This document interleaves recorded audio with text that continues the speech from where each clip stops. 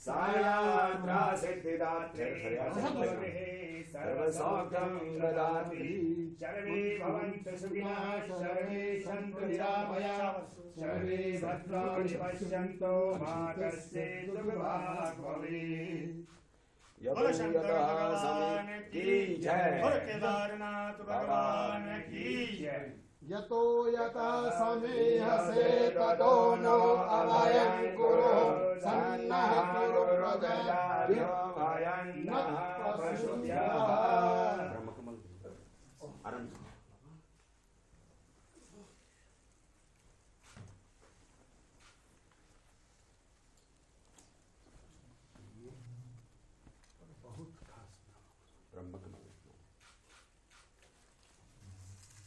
ब्रह्म कमल के मैं पीछे लगा हूँ करके रहूंगा। जी सर, जी वो तो आपका भारत शिखर पर पहुंचा है, इसके लिए गुरु की जो है आपकी फिर से जो है आगे अभी हमको जरूरत है, और 5 साल हमारी सरकार में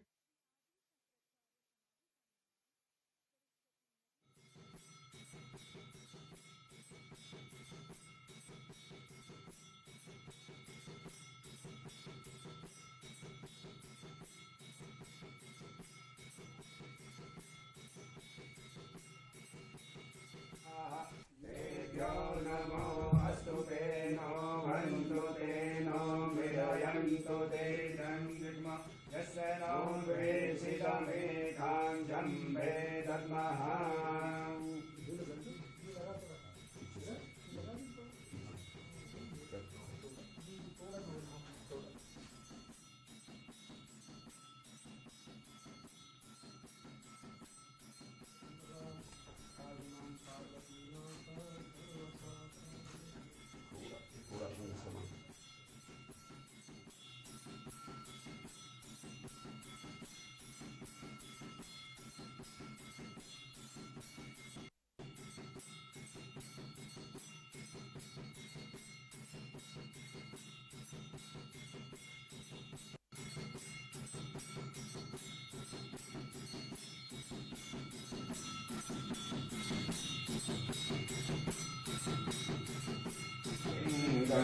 निर्मलभासितशोभितलिङ्गं जन्मजदोःखविनाशकलिङ्गं प्रणमामि सदा शिवलिङ्गं, प्रणमामि सदा शिवलिङ्गम्।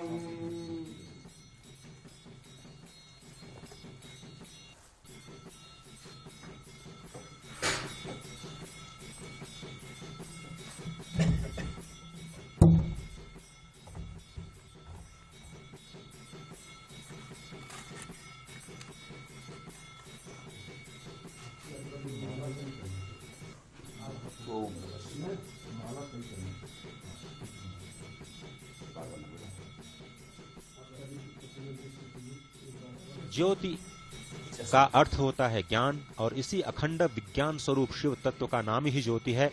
और जिस तरह से हम लिंग की बात करते हैं तो लिंग चिन्ह को कहते हैं। आकृतिर जाति लिंगाख्या, शिव पुराण में यह बताया गया है कि सबसे पहला जो लिंग है वो ज्योति स्तंभ रूप है। और ज्योति स्तंभ रूप यानी अखंड ज्ञान स्वरूप, जो कि प्रणव, जिसे हम ओमकार के रूप में भी जानते हैं, ये सूक्ष्म लिंग प्रणव रूप है जो निष्कल है।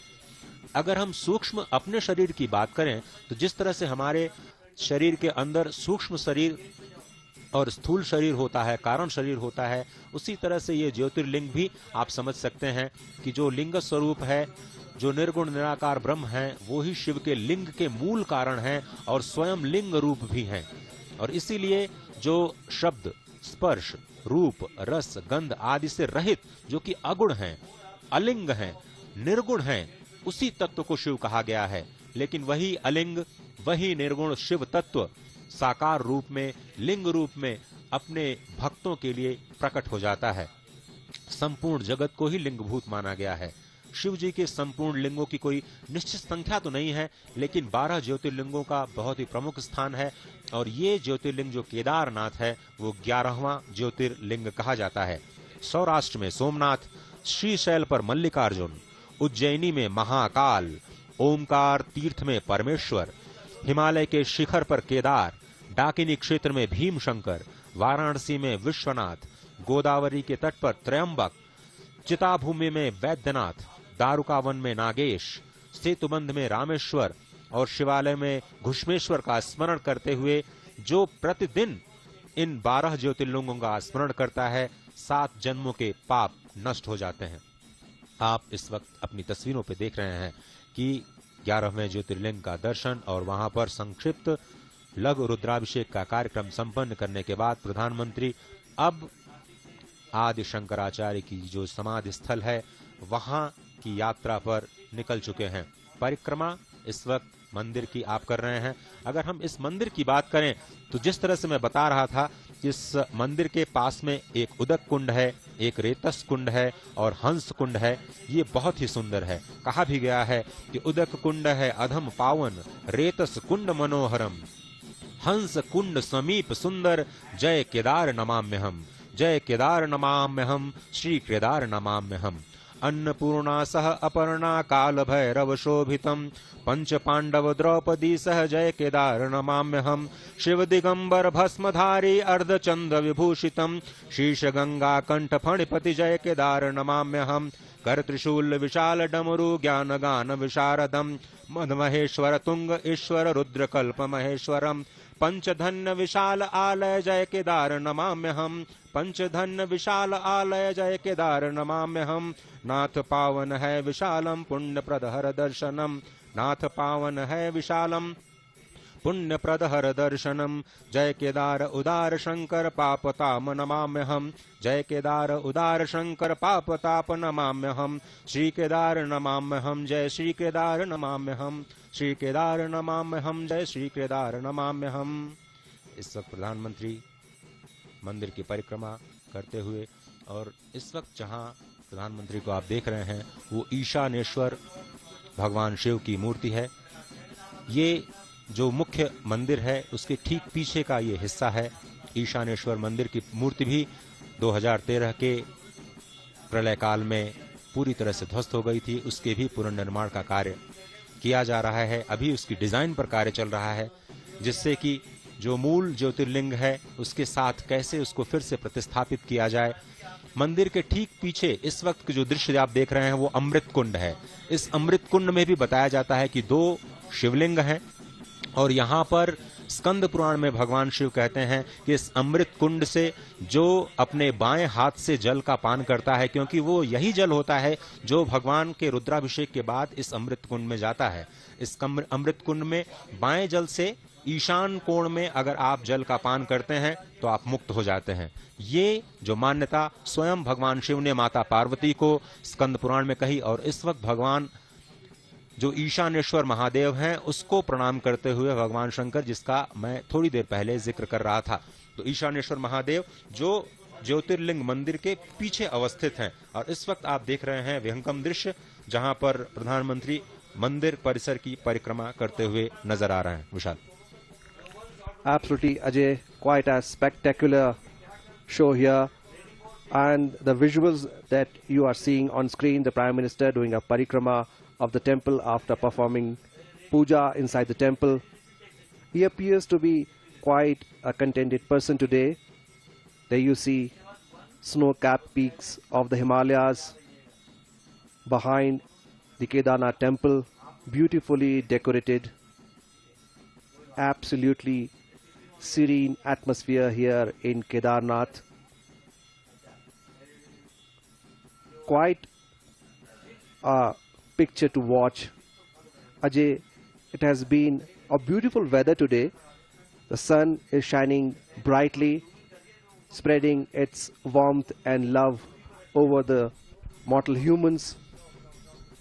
आज का दिन भी बहुत ही महत्वपूर्ण है विशाल, क्योंकि कल तो दीपावली थी। आप जानते हैं भगवान राम इसी दिन अयोध्या पहुंचे थे, और भगवान राम और भगवान शिव का जो संबंध है वो बहुत ही अद्भुत है। और आज देश के कई हिस्सों में गोवर्धन पूजा भी बहुत ही धूमधाम से मनाई जाती है। और आप जानते हैं कि भगवान श्री कृष्ण जो कि गोवर्धन रूप में भी हैं, वो गुजरात में द्वारिकाधीश के रूप में प्रतिष्ठित होते हैं। और आज गुजरात के लिए भी जो गोवर्धन पूजा का कार्यक्रम है, जो गोवर्धन पूजा का आज का दिन है, वो बहुत ही महत्वपूर्ण कहा जाता है। द्वारिकाधीश मंदिर में 56 भोग लगाए जाते हैं भगवान श्री कृष्ण को, और मथुरा में तो 56 भोग लगते ही हैं, आपको पता है। द्वारिकाधीश के जो 56 भोग हैं वो भी बहुत प्रसिद्ध हैं। और आज गोवर्धन पूजा के दिन भगवान शिव के गर्भगृह में जाकर के प्रधानमंत्री मोदी ने जो ये रुद्र अभिषेक का कार्यक्रम किया है, बहुत ही एक तरह से जो हम 120 जगहों पर सजीव प्रसारण कर रहे हैं इस पूरे कार्यक्रम का, गुजरातियों की संख्या बहुत ज्यादा है। आज भी हम देख रहे हैं कि बहुत सारे जो गुजराती भाई बंधु हैं वो इस वक्त मंदिर परिसर में मौजूद हैं। और आज का दिन पूरे गुजरात के लिए जो गोवर्धन पूजा का दिन है वो बहुत ही महत्वपूर्ण होता है। वहां पर अन्नकूट कहा जाता है, और अन्नकूट आप जानते हैं कि जो 56 तरह के जो व्यंजन बनाए जाते हैं भगवान को अर्पित करने के लिए, तो भगवान कृष्ण एक तरफ से गोवर्धन पूजा के दिन आज 56 भोग का आनंद ले रहे होंगे, तो यहाँ पर भगवान शिव, और जिस तरह से हम लगातार अद्वैत की बात कर रहे हैं, जो भगवान आदि शंकर के साथ उनके अपने दर्शन को जिन्होंने फिर से उद्भासित किया, जो इस वक्त आप दृश्य देख रहे हैं भीमशिला। भीमशिला कहते हैं 2013 की त्रासदी में इसी भीमशिला ने इस मंदिर को नष्ट होने से बचाया। ये शिला कहां से आई, कैसे आई, आज भी अपने आप में एक रहस्य है। लेकिन उस वक्त जब ये आपदा आई थी तो सिर्फ इसी शिला की वजह से ये पूरा का पूरा जो मंदिर है वो बच पाया, और जो नदी की धारा थी, जो बाढ़ की धारा थी, जो प्रलयंकारी जो पहाड़ के साथ जो मलबा नीचे आ रहा था, वो 2 भागों में विभक्त होकर के जो नीचे की तरफ जाने लगा, और जो उस वक्त जो मंदिर में थे वो सभी लोग सुरक्षित बच गए थे। और इस वक्त भीमशिला का दर्शन करते हुए प्रधानमंत्री मोदी और उसको नमस्कार करते हुए, क्योंकि ये एक ऐसा आध्यात्मिक रहस्य जो आज तक किसी को समझ में नहीं आया कि जब 2013 की त्रासदी में सब कुछ तहस नहस हो गया, जिस तरह से हमारे संवाददाता नीरज बता रहे थे, यहाँ पर इस मंदिर के अलावा जितनी भी जो मकान बने हुए थे, जितने भी इकाइयां थीं, जो आसपास के मंदिर थे, जितने भी कुंड थे, वो पूरी तरह से ध्वस्त हो गए थे। सिर्फ इस शिला की वजह से ही ये जो ज्योतिर्लिंग है आज हमारे रूप में उसी भव्य और नूतन स्थिति में अवस्थित है। और ये अपने आप में एक बहुत ही उत्तम दृश्य जो दर्शकों के लिए इस वक्त हम लेकर के आए हैं। विशाल। Well, indeed, Ajay, this rock has played a key role, or rather the prominent role in saving the temple from the flash floods. And that is why the importance of this rock, which is now known as Bhimshila, will stay forever. Along with the temple, the rock will also be revered, will also be worshipped, because this rock has saved not only the temple but also many lives from the flash floods of 2013. And this is, there you see the Prime Minister talking to the people around, taking stock of the situation. Neeraj, you have covered the disaster of the flash floods, so tell us, our viewers, more on that. विशाल, देखो इस समय प्रधानमंत्री शिव उद्यान है जो आने वाले समय में जब द्वितीय चरण का जब कार्य है जब पूरा किया जाएगा, उस समय ये शिव उद्यान अपने कह सकते हैं कि मौलिक रूप में सामने आएगा, क्योंकि यहीं पर ही आदि शंकराचार्य की समाधि है और यहीं आदि शंकराचार्य की जो मूर्ति है उसको स्थापित किया गया है। भीमशिला का विशाल हम जिक्र कर रहे थे कि ये भी एक आश्चर्य है कि जब कभी पहाड़ से कोई इस तरह की बाढ़ या इस तरह के जो छोटे छोटे पत्थर हैं वो बाढ़ के रूप में सामने आते हैं, तो सबसे पहले छोटे पत्थर नीचे की ओर आते हैं।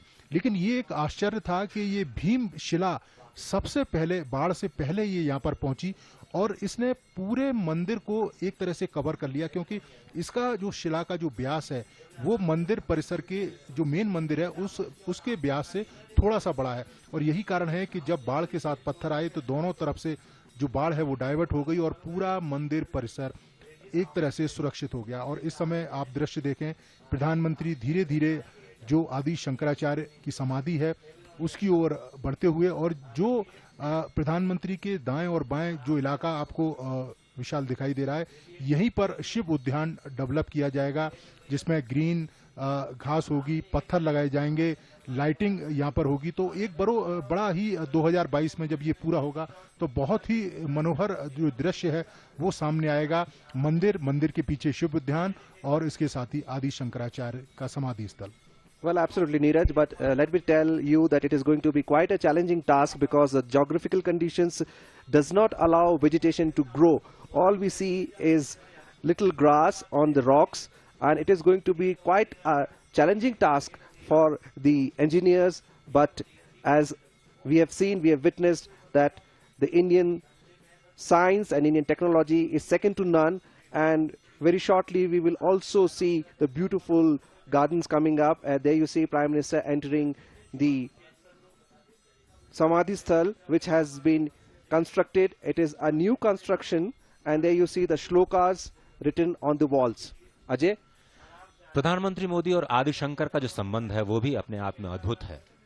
2017 में कर्नाटक में एक कार्यक्रम में प्रधानमंत्री जब सौंदर्य लहरी का पाठ हो रहा था, तब उन्होंने स्पष्ट तौर पर यह कहा था कि जो भगवान आदि शंकर का जीवन है, जो भगवान आदि शंकर के आदर्श हैं, उसमें जो उनकी रचनाएं हैं, चाहे वो दक्षिणामूर्ति स्तोत्र हो या फिर सौंदर्य लहरी हो, उसका जो ब्रह्मनाद है वो एक दिव्य अनुभूति है, जिसमें रस भी होता है और रहस्य भी होता है, जिसमें ईश्वर के साथ रम जाने की एक अदम्य इच्छा भी होती है। हर मंत्र में एक अलग शक्ति होती है, हर मंत्र का एक अलग भाव होता है, एक नई चेतना होती है जो मनुष्य मात्र को एक नई ऊर्जा से भर देती है।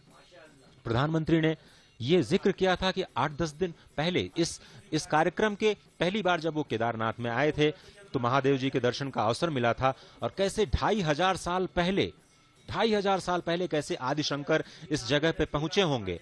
और आप समझें यहां पर पहुंचना और पैदल मार्ग से पहुंचना कितना मुश्किल रहा होगा। सिर्फ 32 वर्ष की आयु में भगवान आदि शंकर यहां पर पहुंचे और यहां पर उन्होंने जो सांस्कृतिक एकता को एक माला में पिरोने का कार्य किया। इस वक्त आप देख रहे हैं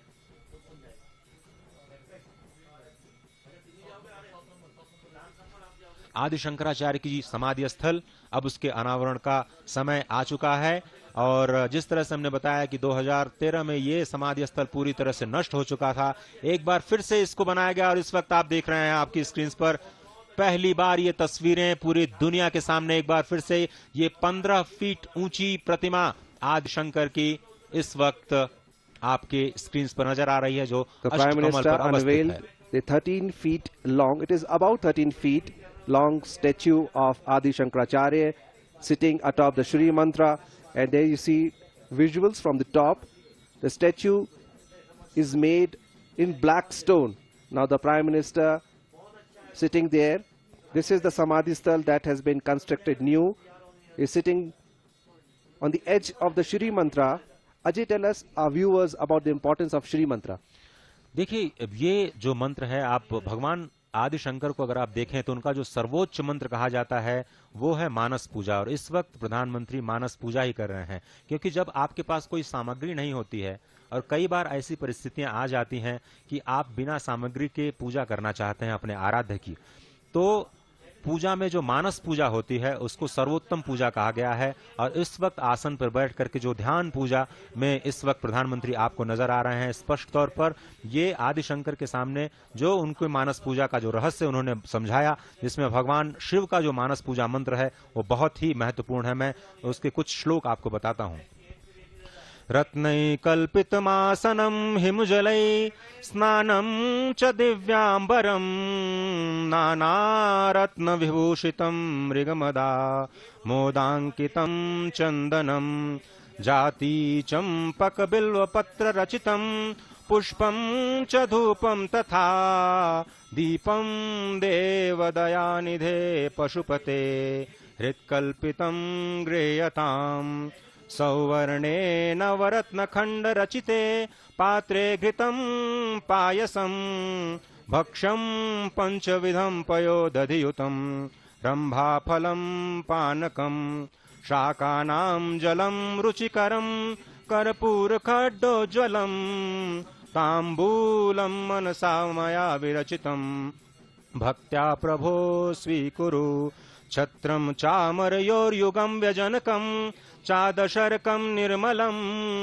वीणाभेरिमृदङ्गकाहलकला गीतं च नित्यं तथा साष्टांग प्रणतिस्तुतिर्बहुविधा ओ तत्समस्तं मया संकल्पेन समर्पितं तव विभो पूजां गृहाण प्रभो आत्मा त्वं गिरिजामतिः सहचरा प्राणा शरीरं गृहं पूजा ते विषयोपभोगरचना निद्रा समाधिस्थितिः संचारः पदयो प्रदक्षिणविधिः स्तोत्राणि सर्वा गिरो यद्यत् कर्म करोमि तत्तदखिलं शम्भो तवाराधनं करचरणकृतं वाक्कायजं कर्मजं वा श्रवणनयनजं वा मानसं वापराधं विहितं वा सर्वमेतत्क्षमस्वं जय जय करुणाब्धे श्री महादेव शंभो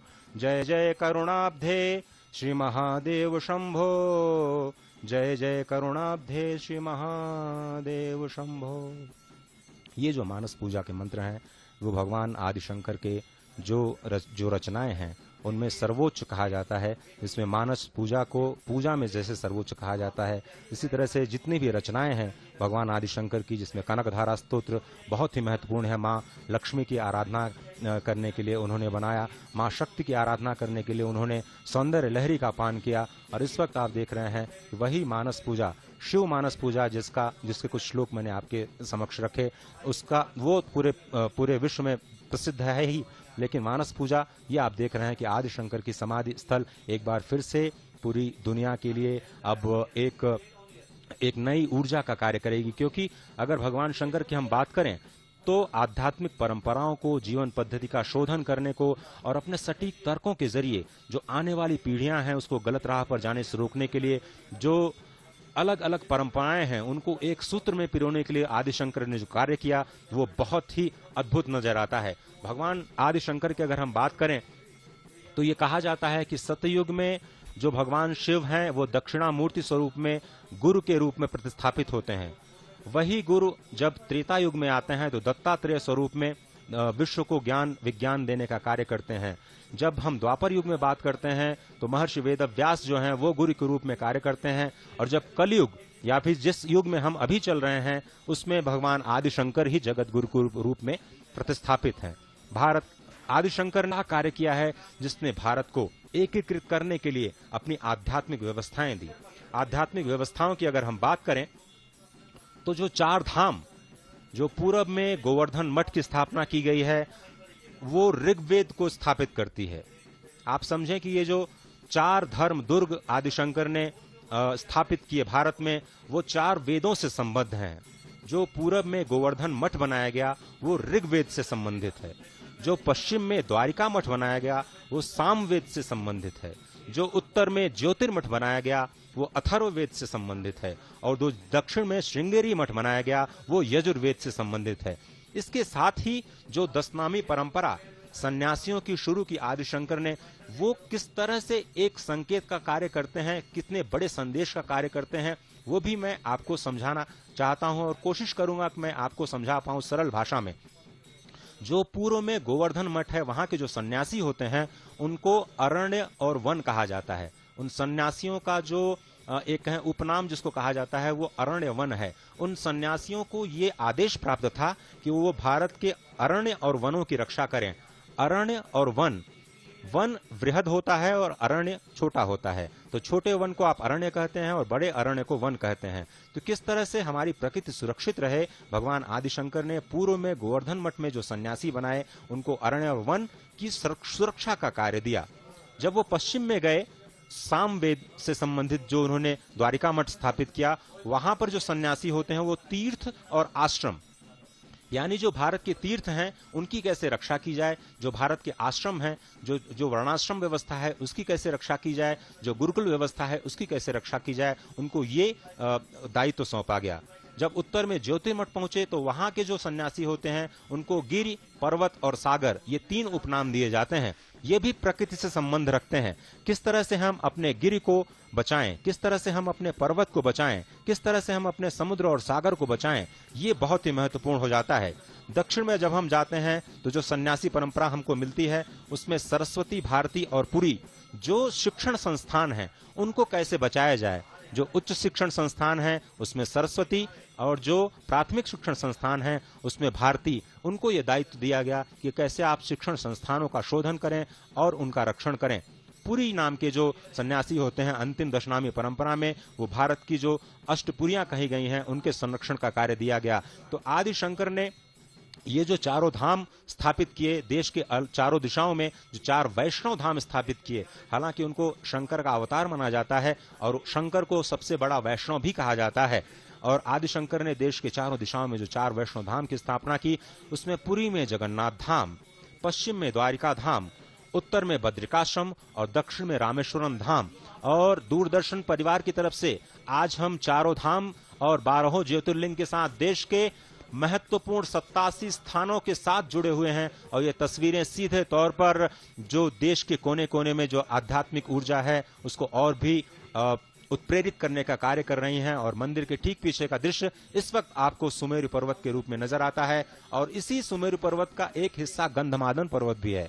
भगवान शिव की जब हम बात करते हैं तो भगवान हनुमान अनायास ही आ जाते हैं। और गंधमादन पर्वत पर आज भी कहते हैं कि कलयुग में भगवान हनुमान साक्षात विराजमान हैं और साक्षात विराजमान हैं और इसलिए भक्तों को साक्षात दर्शन भी देते हैं।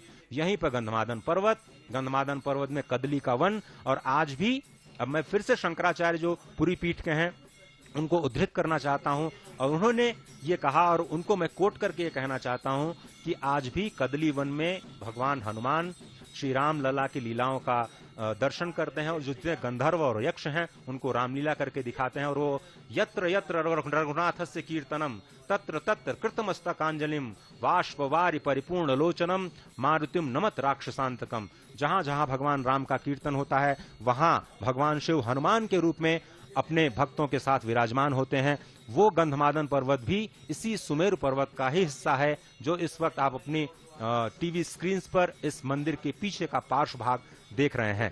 और हम बात कर रहे थे भगवान शंकर की।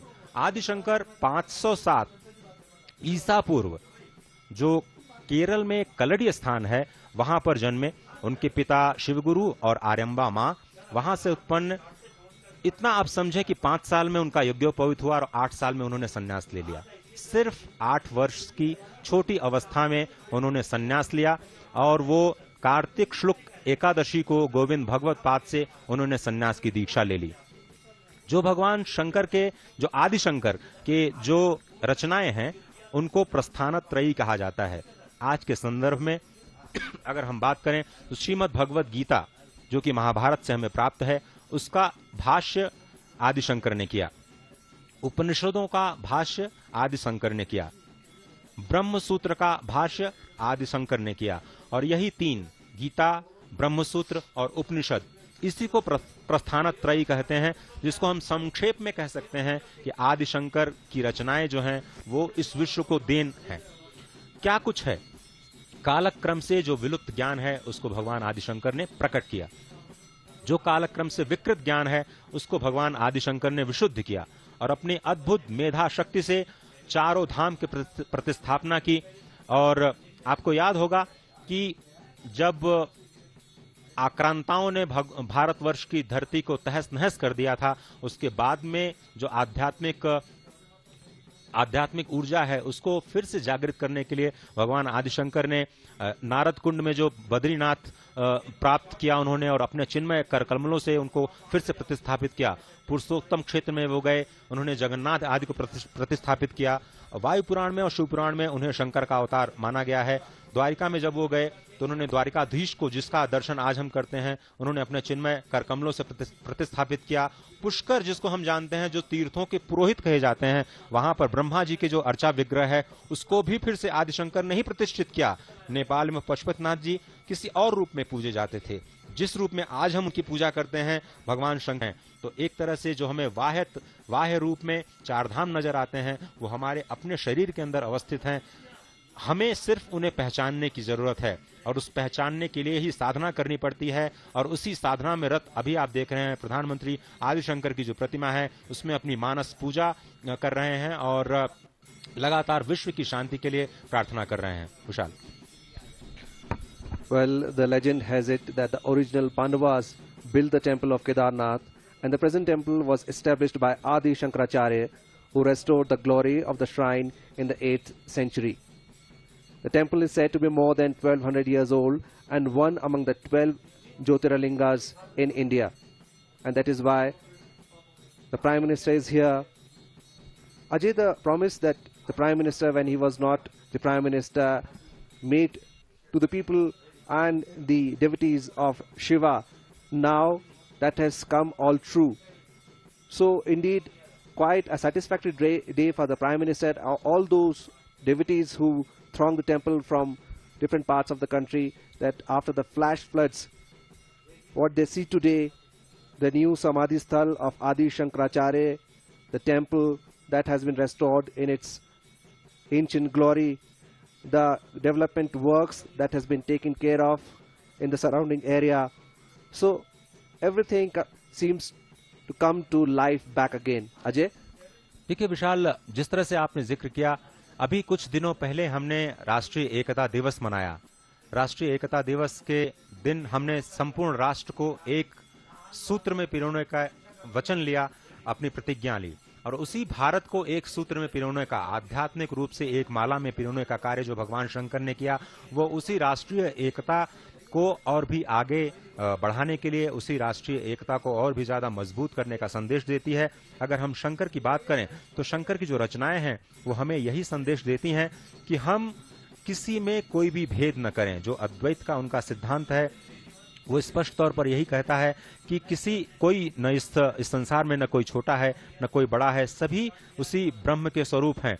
और जो भारतीय संस्कृति के लिए तप उन्होंने किया, जो भारतीय संस्कृति सब कुछ को ग्राह्य करती है, सभी को आत्मसात करती है, सभी को साथ लेकर के चलती है, और यही तो नए भारत का आधार है, जिसकी बात लगातार प्रधानमंत्री करते हैं, जो कहते हैं कि हम सबका साथ, सबका विकास, सबको साथ लेकर के और सबके प्रयास से भारत का निर्माण करेंगे।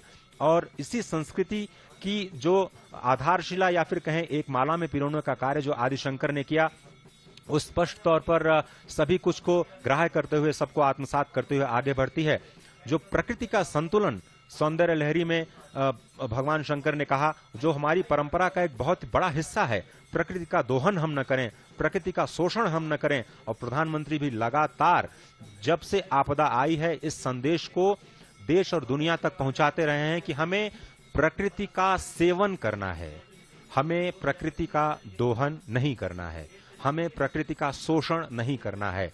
लेकिन आज विकास की अंधी दौड़ में हम देख रहे हैं कि बहुत सारे राष्ट्र ऐसे हैं जो कार्बन उत्सर्जन के मामले में बहुत आगे हैं। आप ये कहें कि जो पंच तत्व हैं वो धीरे धीरे विकृत होते जा रहे हैं।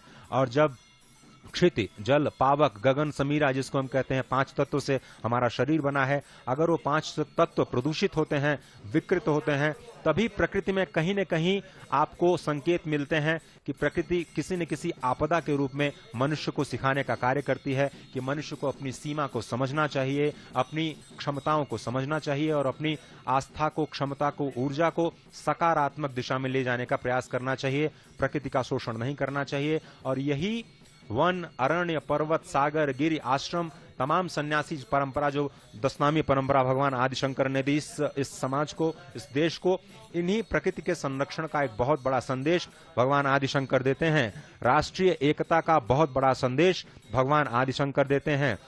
छोटी उम्र में जिस तरह से उन्होंने तीर्थाटन किया, पैदल तीर्थाटन किया, अपने शिष्यों को लेकर के तीर्थाटन किया, ये कहते हैं कि तीर्थाटन को कितना महत्व दिया उन्होंने, क्योंकि तीर्थाटन के जरिए भारत की अर्थव्यवस्था, भारत का पर्यटन, भारत की संस्कृति, एक दूसरे को जानने का जो उत्साह है वो नजर आता है। और यही हम स्पष्ट तरीके से आज के नए भारत में, नए केदार का जो स्वरूप हम देख रहे हैं, स्पष्ट तौर पर वही जो धारा है, वही ऊर्जा है जो आज नवीन रूप में, आपको अभिनव रूप में स्पष्ट नजर आती हुई दिखाई दे रही है। भगवान आदिशंकर के समाधि स्थल से अब बाहर आते हुए प्रधानमंत्री मानसिक पूजा करने के बाद इस वक्त आपकी टेलीविजन स्क्रीन पर after performing puja at the Adi Shankaracharya Samadhi Sthal, Prime Minister coming out of the Samadhi Sthal.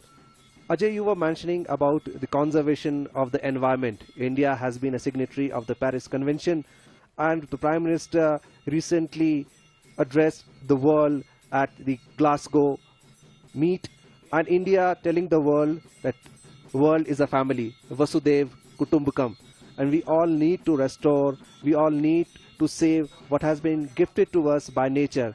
God has gifted us everything. We should use it but not destroy it. And India and the effort that has been taken by the Indian government under the leadership of Prime Minister Narendra Modi, the world has acknowledged that India is walking the talk, what promises it had made in the Paris Convention. So indeed, the role of the Indian Prime Minister acknowledged by the world, not only as a leader of the largest democracy in the world, but also of the man, of a visionary who not only thinks about India, Indian subcontinent, but also of the world, who believes that the world is a family. Ajay? बिल्कुल सही कहा आपने, world is a family और वसुधैव कुटुंबकम। आदि शंकर ने जो रचनाएं की उनमें यही संदेश स्पष्ट तौर पर दिखाई देता है कि हर कोई समान है। आपको बताएं कि डॉक्टर पॉल डायसन एक बहुत ही मशहूर जर्मनी के अनुवादक हुए हैं। जब उन्होंने भगवान आदिशंकर के ब्रह्मसूत्र शंकर भाष्य का जर्मन में अनुवाद करना पड़ा, तो उन्होंने स्वयं लिखा कि पूरे भाष्य को उनको 30 बार पढ़ना पड़ा, जबकि वो इतने बड़े विद्वान थे। और उसमें जो तत्वमसी है, यही तू ही उसका स्वरूप है, जो भगवान शंकर ने तत्वमसी का संदेश दिया। तत्वम असि, जो तू है वो मैं हूं, जो मैं हूं वो तू है। वहीं पर अद्वैत का सिद्धांत आ जाता है। आत्मवत सर्वभूतेषु, सभी आत्माओं में मेरा रूप है, मेरे से भिन्न कोई नहीं है। और यही ये जो संदेश है भगवान आदि शंकर में, शंकर के जो संदेश हैं, आज के आधुनिक परिवेश में अगर आप देखें तो वही सबको ग्राह्य करते हुए, सबको आत्मसात करते हुए, सबको साथ लेकर के आगे चलने की जो संस्कृति है। और हम तो प्रकृति को माँ मानते हैं। यहाँ हिमालय जो है, हिमालय की जो पुत्री हैं उनको हम जगत जननी के रूप में मानते हैं। माँ पराम्बा भवानी जो इस वक्त ज्योतिर्लिंग में अवस्थित हैं, उनको हम अपनी माँ मानते हैं। तो हमें तो ऐसा लगता है विशाल कि हम अपने ननिहाल आए हैं, अपनी माँ के घर आए हैं, अपनी माँ के आंगन में आए हैं। Well, absolutely, Ajay, and I can see you've been enjoying your stay here at Kedarnath, a spiritual journalist that we all are fortunate enough to have in Ajay Mishra. You have been performing the pujas, enjoying the stay here, despite of all the challenges that the climate has thrown upon us, despite of the cold, the minus temperature. You have been enjoying, and as you see, the Prime Minister now would be supervising the developmental works that have been taking place here in the temple area, and that includes the construction of bridges, ये the जो विकास construction of कार्य हैं, ghats.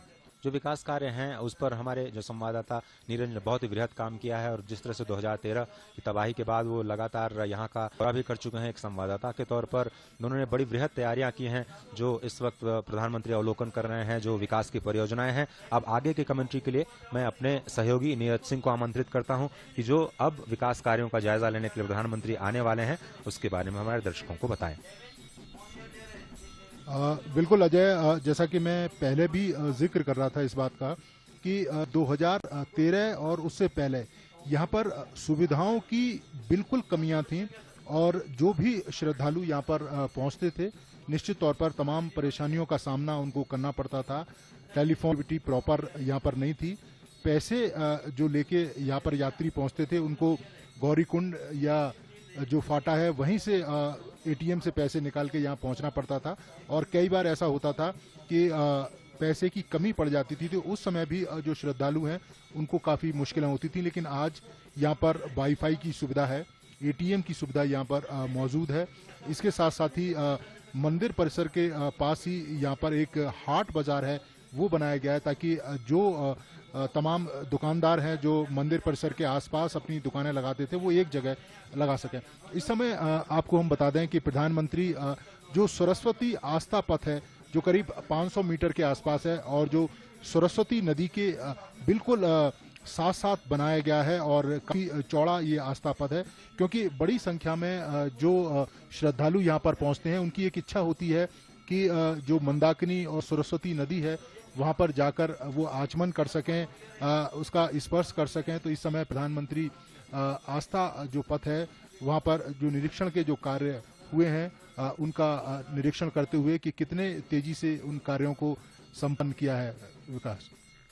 Well, absolutely, Neeraj, and let's not forget the medical facilities that have been raised here, that have been provided for the pilgrims. Because let me tell you that despite of the spiritual importance of this place, the experience that you get here is not only spiritual, but also it is quite a test of your physical ability. बिल्कुल, क्योंकि एक बड़ा challenge था और यहाँ पर जिस तरह का टफ मौसम होता है और उस मौसम में 12 महीने यहाँ बर्फ़ रहती है और उस बर्फ़ में यहाँ पर काम करना अपने आप में कह सकते हैं कि एक बड़ा चैलेंज है। लेकिन उस भागीरथी चैलेंज को कंधों पर उठाया प्रधानमंत्री नरेंद्र मोदी ने और उनकी इस इच्छाओं का कह सकते हैं कि धरती पर, केदार की धरती पर सफलतापूर्वक काम करके दिखाया हमारे इंजीनियरों ने, हमारे तमाम वर्करों ने। और ये दृश्य आप देखें, बड़ी संख्या में जो दर्शक हैं वो प्रधानमंत्री का अभिवादन करने के लिए यहाँ पर मौजूद हैं, क्योंकि प्रधानमंत्री यहाँ पर एक बड़ी जो सभा है उसको संबोधित करेंगे। बड़ी संख्या में जो लोग हैं यहाँ पर पहुँचे हैं। जैसा कि मैं जिक्र कर रहा था कि प्रधानमंत्री उन कार्यों का निरीक्षण कर रहे हैं जो कार्य यहाँ पर हो चुके हैं और इसके अलावा जो द्वितीय चरण में जो कार्य यहाँ पर चल रहे हैं कि वो किस गति से कार्य आगे चल रहे हैं, किस गति से उन कार्यों को पूरा किया जा रहा है, किन किन तरीकों से उन कार्यों को किया जा रहा है, तो वो तमाम निरीक्षण प्रधानमंत्री करते हुए और उन्हीं निरीक्षणों के माध्यम से दिशा निर्देश भी प्रधानमंत्री उन तमाम लोगों को और इंजीनियरों को दे रहे हैं कि किस तरीके से इस काम को करना है, क्योंकि इस धाम की पवित्रता है उसको बरकरार रखना है और इसके अलावा श्रद्धालुओं के लिए तमाम तरह की जो सुविधाएं हैं वो करना है। जैसा कि मैं जिक्र भी कर रहा था कि केदारनाथ से भैरव घाटी के लिए जो रास्ता था वो काफ़ी मुश्किलों भरा था और सरस्वती नदी और मंदाकिनी से होकर वहाँ तक जाना पड़ता था। तो जो बुजुर्ग श्रद्धालु होते थे उनके लिए एक बड़ी कह सकते हैं कि चैलेंजिंग ये यात्रा रहती थी। लेकिन अब जो प्रथम चरण के तमाम जो कार्य यहाँ पर नई केदारपुरी में किए गए वो पूरे हो चुके हैं और उसी में करीब 1.5 किलोमीटर जो लंबा जो रास्ता है भैरव घाटी तक पहुँचता है जो केदारनाथ से, वो पूरा हो गया है और वहाँ पर एक ब्रिज है उसको बनाया गया है ताकि जो श्रद्धालु यहाँ पर पहुँचे उन्हें किसी तरह की परेशानी ना हो और वो भैरव घाट में भैरव बाबा के दर्शन कर पाएं। अजय। नीरज, अब तक तो हमारे जितने दर्शक हैं वो इस विहंगम दृश्य को देख करके, इस अद्भुत दृश्य को देख करके जरूर सोचते होंगे कि हम केदारनाथ की यात्रा करें। और देश के कई कोने से हमने देखा कि यहाँ पे जो पर्यटक हैं इन अंतिम दिनों में, क्योंकि कल तो बाबा के कपाट बंद हो जाएंगे, भैरवनाथ के कपाट पहले ही बंद हो चुके हैं और यहाँ से वो नीचे ऊखीमठ चले जाएंगे। यातायात की अगर हम साधन की बात करें तो हरिद्वार से जो श्री केदार, क्योंकि हरिद्वार तक तो आना बहुत ही आसान है, किसी भी तरीके से आप हरिद्वार तक पहुंच सकते हैं।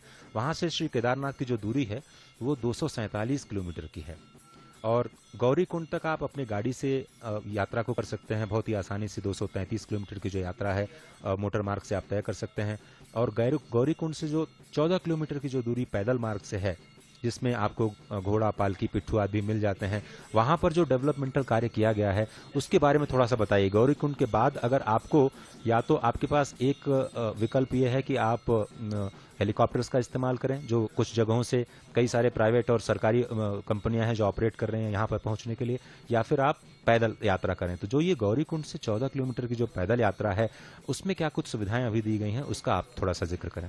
देखिए बिल्कुल अजय, क्योंकि हर एक श्रद्धालु के पास शायद उतना पैसा नहीं होता है कि वो हेलीकॉप्टर की जो सेवा है वो ले सके। और इसके साथ ही हमने ये भी देखा है कि बड़ी संख्या में ऐसे श्रद्धालु यहाँ पर पहुँचते हैं जो ये चाहते हैं कि वो पैदल ही बाबा केदारनाथ के धाम पहुँचें। तो 2013 और उससे पहले जो मार्ग था वो अगर आप देखें तो गरुड़ चट्टी की तरफ से होते हुए जो केदारनाथ धाम है वहां पर पहुंचता था, लेकिन 2013 की आपदा में वो मार्ग पूरी तरीके से कह सकते हैं कि क्षतिग्रस्त हो गया।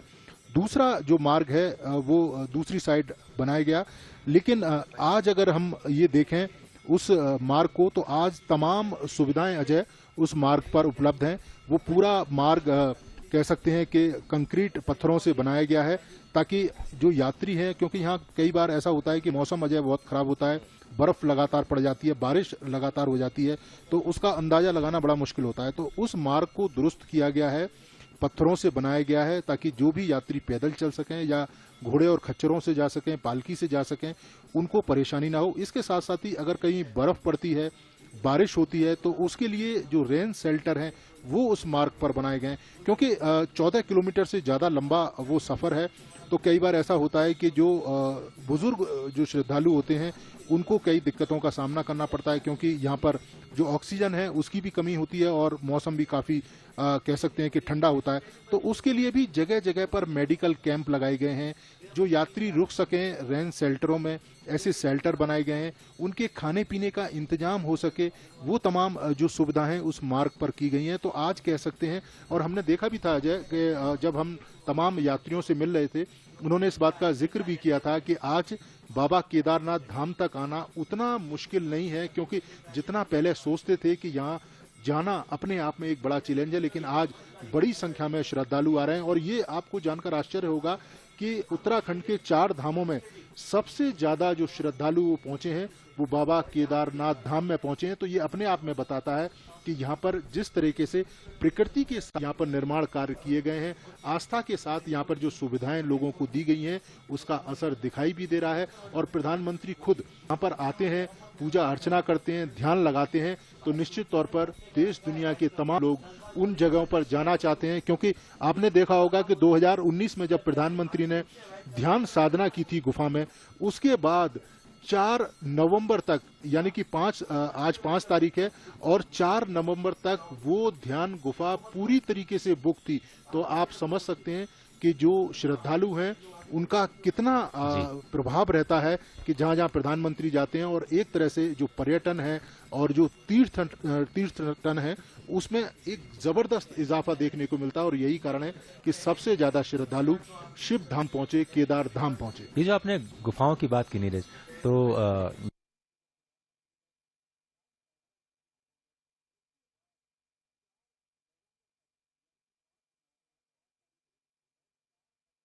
के साथ साथ दूसरी कई और गुफाएं भी हैं जिनको विकसित करने का कार्य किया जा रहा है, जिससे जो साधक हैं वो कम से कम एक अनुभव तो ले पाएं।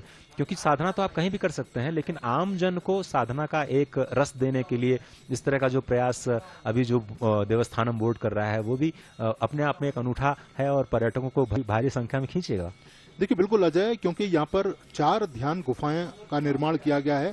प्रधानमंत्री ने जब जिक्र किया था और 2019 में जब ध्यान लगाया था, उसके बाद 4 ध्यान गुफाएं यहाँ पर अस्तित्व में आई हैं। और ध्यान गुफा, आप सही कह रहे हैं कि ध्यान आप कहीं भी लगा सकते हैं, लेकिन जब आप केदारनाथ धाम में पहुंचते हैं और बिल्कुल अपने आप को एकाग्रचित होकर ईश्वर के प्रति समर्पित कर देते हैं, तो निश्चित तौर पर ऐसी स्थिति के लिए एक एकांतवास की जरूरत होती है, जहां तमाम सांसारिक सुख सुविधाओं से व्यक्ति दूर हो और वो सिर्फ अपने और अपने ईश्वर के बीच में ही संपर्क स्थापित कर सके। और यही कारण है कि इन ध्यान गुफाओं का बड़ा महत्व है, और यही वजह है कि इन 4 ध्यान गुफाओं में बड़ी संख्या में जो श्रद्धालु हैं वो पहुंचते हैं और ध्यान लगाते हैं और अपने आप को ईश्वर के साथ कह सकते हैं कि समर्पित करते हैं और एकाग्रचित करते हैं। इस वक्त जो दृश्य हम अपने टेलीविजन स्क्रीन पर देख रहे हैं वो केदारनाथ स्वयंभू ज्योतिर्लिंग का दृश्य, उसके पीछे सुमेरु पर्वत, और यहाँ पर जो केदार क्षेत्र में जिस तरह से हमने आपको शुरुआत में बताया कि बद्रिकाश्रम से लेकर के मानसरोवर का जो पूरा क्षेत्र है वो केदार क्षेत्र कहा जाता है, केदार खंड कहा जाता है। और सभी क्षेत्रों में इसको बहुत ही अद्भुत स्थान प्राप्त है। अगर आप उत्तर से दक्षिण की तरफ देखें तो हम आपको बता रहे थे कि ये 60 किलोमीटर का पूरा क्षेत्रफल बनता है केदारखंड का। अगर हम पूरब से पश्चिम की ओर देखें तो ये पूरा का पूरा 36 किलोमीटर का खंड बनता है। केदारखंड के बारे में अगर मैं फिर से आपको आध्यात्मिक यात्रा पर ले जाने की कोशिश करूं तो ये कहा गया है कि जिस प्रकार से ईख के मध्य में रस होता है, जिस प्रकार से दही के मध्य में घी होता है, जिस प्रकार से संसार में लक्ष्मी को उत्तम माना गया है, उसी प्रकार से कि जो केदार तीर्थ है वो सभी तीर्थों में उत्तम है। जिस तरह से तिल के मध्य में तेल और पुष्पों के मध्य में मधु है, उसी तरह से ये केदार तीर्थों का सार है। यथैवेक्षुरसो मध्ये दग्नो घृतमिवोद्भृतम सर्वलोके ही श्रीर्यत् तद्वत् केदारमुत्तमम तिलेषु च यथा तेलम पुष्पेषु च यथा मधु तद्वत् केदार तीर्थम च सर्वसार समुच्यतम। इस तरह से ये जो केदार है सभी तीर्थों का सार कहा जाता है। और जिस तरह से हम ये लगातार कह रहे हैं कि इसका पौराणिक संबंध है, इसका सांस्कृतिक संबंध है, आज के परिवेश में जो बुनियादी ढांचा बनाया जा रहा है उसका संबंध नए भारत की एक नई दिशा की ओर भी ले जाता है। हमने देखा यहाँ पर मंदिर के पीछे रात भर इतने ज्यादा लोगों ने लाइव दर्शन कराए अपने अपने घरों में, अपने अपने बुजुर्ग माता पिता को। वो अपने आप में उनके लिए एक बहुत ही आनंद की अनुभूति होती है। और डिजिटल इंडिया एक तरह से स्पष्ट तौर पर अपना सफल होता हुआ यहाँ दिख रहा है। जिस तरह से फ्री वाईफाई जोन का जिक्र भी आपने किया था नीरज। देखिए बिल्कुल, क्योंकि यहाँ पर जो भी श्रद्धालु पहुंचते हैं वो निश्चित तौर पर चाहते हैं कि बाबा के दर्शन करने के साथ साथ वो तमाम अपने जो परिजन हैं उनको भी दर्शन करा सकें बाबा केदारनाथ के। और यही कारण है कि प्रधानमंत्री ने जब इस बात का जिक्र किया था तो वाईफाई की सुविधा यहाँ पर दी गई थी। और आज बड़ी संख्या में जो श्रद्धालु यहाँ पहुँचते हैं उस सुविधा का खुद भी लाभ उठाते हैं और अपने परिजनों को भी दर्शन कराते हैं। इस समय आप देखें प्रधानमंत्री, ये मंदिर जो परिसर है उसका विशाल दृश्य आपको दिखाई दे रहा है। और जिस समय आपदा आई थी उस समय ये परिसर बिल्कुल तरीके से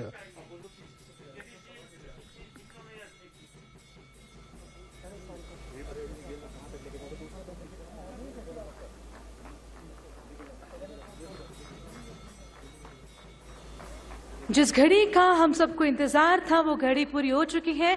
अपने जगह से ऊपर खड़े होकर हम स्वागत करेंगे हमारे देश के यशस्वी प्रधानमंत्री श्री नरेंद्र मोदी जी का।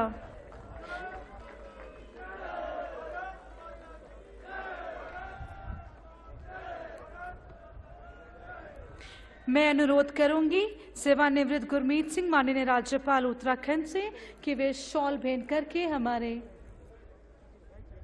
आज के मुख्य अतिथि हमारे देश के प्रधानमंत्री माननीय श्री नरेंद्र मोदी जी का स्वागत करेंगे। एक बार जोरदार तालियां।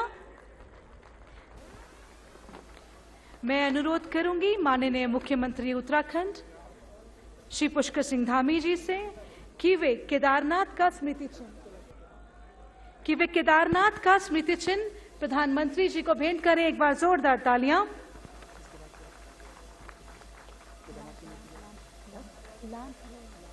मैं अनुरोध करूंगी प्रदेश अध्यक्ष मदन कौशिक जी से एवं सांसद गढ़वाल तीरथ सिंह रावत जी से कि वे ब्रह्म कमल का लैंप जो कि हमारा राज्य पुष्प है उसका लैंप हमारे यशस्वी प्रधानमंत्री श्री नरेंद्र मोदी जी को भेंट करें। एक बार जोरदार तालियां। डॉक्टर हरक सिंह रावत जी एवं श्री यतीश्वरानंद जी से गुजारिश करूंगी कि वे ब्रह्म कमल का फ्रेम माननीय प्रधानमंत्री जी को भेंट करें। डॉक्टर धन सिंह जी से अनुरोध करूंगी कि वे शॉल देकर हमारे देश के प्रधानमंत्री जी का स्वागत करें।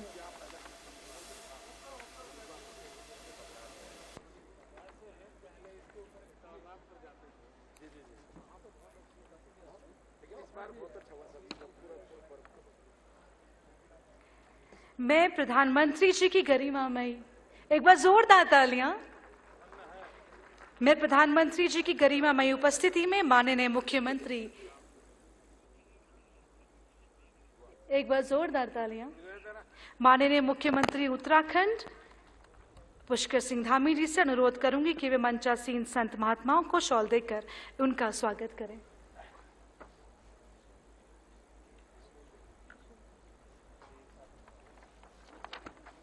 वास्तव में बहुत ही खुशी का पल है जब हमारे बीच में हमारे देश के प्रधानमंत्री श्री नरेंद्र मोदी जी स्वयं हमारे बीच में आज उपस्थित हैं।